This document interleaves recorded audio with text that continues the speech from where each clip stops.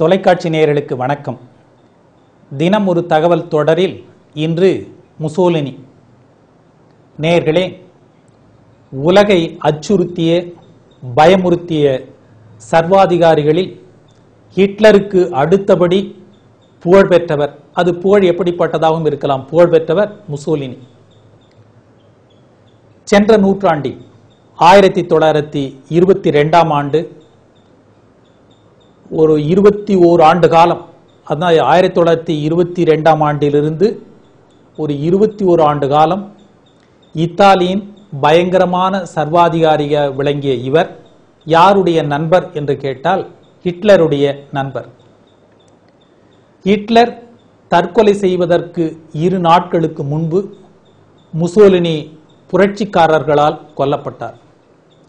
இந்த கொலை நடந்த முறை என்பது சாதாரணமானது அல்ல.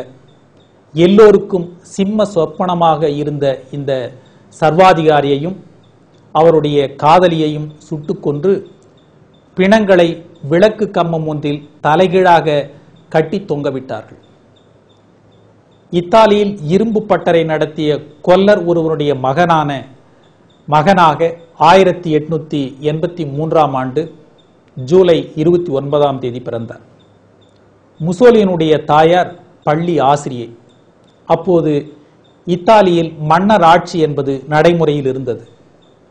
முசோலினுடைய தந்தை மன்னராட்சி ஒழிந்து மக்களாட்சி மலர வேண்டும் என்ற கருத்து கொண்டவர். தன் இரும்பு பட்டறைக்கு வருகின்றவர்களிடம் எல்லாம் அரசியல் பேசுவார். அதனால் முசோலினிக்கு இளமையிலேயே அரசியல் ஈடுபாடு என்பது இயற்கையாக ஏற்பட்டுவிட்டது. பள்ளி படிப்பை முடித்ததும் சில காலம் ஆசிரியராக பணியாற்றினார். லத்தீன், பிரெஞ்சு, ஜெர்மனி, ஸ்பானிஷ், ஆங்கிலம் ஆகிய மொழிகளையும் கற்றறிந்த அவர் பேச்சாற்றலும் எழுத்தாற்றலும் மிக்கவராக விளங்கினார்.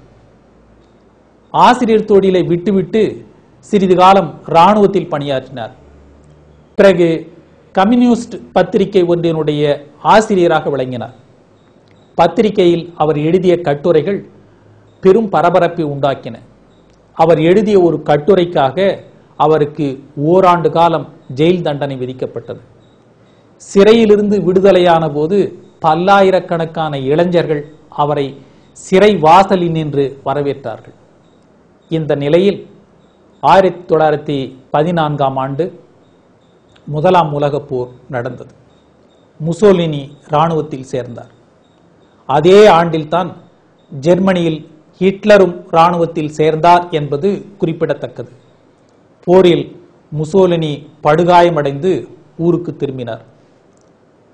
1919இல் உலகப் போர் முடிவடைந்து போரில் இத்தாலியில் மட்டும் சுமார் 6 லட்சம் பேர் பலியானார்கள்.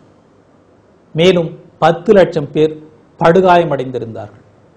இத்தாலியினுடைய பொருளாதாரமே சீரழிந்தது. எங்கு பார்த்தாலும் பசியும் பட்டினியும் ஏற்பட்டன. நாட்டில் கலங்கள் மூண்டன. இந்த சூழ்நிலையில் 1920இல் இந்த பாசிசம் என்று சொல்லுவார்கள், அந்த பாசிஸ்ட் கட்சியை முசோலினி தொடங்கினார். 1921ஆம் ஆண்டில் நடைபெற்ற தேர்தலில் முசோலினி கட்சி ஆட்சியை பிடிக்க முடியாவிட்டாலும் 30 இடங்களை கைப்பற்றியது. முசோலினி பெரும் வாக்குகள் வித்தியாசத்தில் வெற்றி பெற்றார். எதிர்கட்சி தலைவரான முசோலினி பாராளுமன்றத்தில் நிகழ்த்திய வீர ஆவேச சொற்பொழிவுகள் ஆளும் கட்சியினருக்கு அச்சமூட்டின. பாராளுமன்றத்தை அமைதியாக நடத்த விடாமல் குழப்பம் விளைவித்துக் கொண்டிருந்தார் முசோலினி. அது மட்டுமல்ல, ஊர் ஊராக சென்று பொதுமக்கள் மத்தியில் கூட்டங்கள் நடத்தி உணர்ச்சி ததும்ப பேசி ஆளும் கட்சிக்கு எதிராக மக்களை தூண்டிவிட்டார். மக்கள் தன் பேச்சில் மயங்கி கிடக்கிறார்கள் என்று தெரிந்து கொண்ட முசோலினி ஒவ்வொரு ஊரிலும் அராஜகம் நடத்தி அரசு அலுவலகங்களை கைப்பற்றும்படி தன்னுடைய கட்சியினருக்கு கட்டளையிட்டார். அதன்படி அவர் கட்சியினர் கிளர்ச்சியாளர்களையும் பொதுமக்களையும் அழைத்து கொண்டு பயங்கர ஆயுதங்களால் அரசு அலுவலகங்களை தாக்கினார்கள். ஊழியர்களை விரட்டி அடித்துவிட்டு அலுவலகங்களையும் சொத்துக்களையும் கைப்பற்றி கொண்டனர். 1922 அக்டோபரில் முசோலினியுடைய அந்த கருஞ்சட்டை படை என்பது இத்தாலியின் தலைநகரை பிடிக்க திரண்டு சென்றது. நிலைமை கட்டுக்கடங்காமல் போனதால் அமைச்சரவையை ராஜினாமா செய்யுமாறு மன்னர் கட்டளையிட்டார். மந்திரி சபை பதவி விலகியதும் ஆட்சி பொறுப்பை முசோலினியிடம் ஒப்படைத்தார். அடக்குமுறை ஆட்சிக்கு வந்தது. முசோலினி இத்தாலியின் முன்னேற்றத்திற்காக நான் பல தீவிர நடவடிக்கைகளை எடுக்கப் போகிறேன், இதை எதிர்ப்பவர்களை அடியோடு அழித்து விடுவேன் என்று அறிவித்தார். எதிர்க்கட்சிகளை தடை செய்தார். பத்திரிகை சுதந்திரங்களை நசுக்கினார். தன்னை எதிர்த்தவர்களை நாடு கடத்தினார். தன் எதிரிகளை சிரச்சேதம் செய்யும்படி உத்தரவிட்டார். 3 ஆண்டுகளில் இவ்வாறு கொல்லப்பட்டவனுடைய எண்ணிக்கை 10 லட்சத்துக்கும் மேல். இவ்வளவு கொடுமைகள் செய்த முசோலினி மக்களை கவர பல நல்ல திட்டங்களை கொண்டு வந்தார். விவசாயிகளுக்கு இயந்திர கலப்பைகளை வழங்கினார். அதனால் உணவு உற்பத்தி பெருகியது. வேலையில்லா திண்டாட்டத்தை ஒழிக்க நடவடிக்கைகள் எடுக்கப்பட்டன. வரிகள் குறைக்கப்பட்டன. மருத்துவ வசதிகள் பெருகின.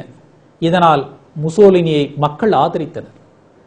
நிலைமை தனக்கு சாதகமாக இருந்ததால் பொது தேர்தலை நடத்தினார். அதில் அவருடைய கட்சி மகத்தான வெற்றி பெற்றது. அதன்பின் பாராளுமன்றத்தில் அதிகாரிகளையும் எல்லா அதிகாரத்தையும் தானே எடுத்துக்கொண்டார். இப்படி முசோலினுடைய வாழ்க்கை வரலாற்றை நீங்கள் புரட்டி பார்த்தால் அவருக்கு 2 பக்கங்கள் என்பது உண்டு. ஒரு பக்கம் பார்க்கும்போது அவருடைய ஆட்சி முறைகளில் குறை காணக்கூடிய அதே நேரத்தில் அவருடைய ஆட்சி காலத்தில் மக்களை எப்படி நல்ல முறையில் வைத்திருந்தார் என்பதற்கும் பல சான்றுகள் இருக்கின்றன. மீண்டும் நாளை சந்திப்போம்.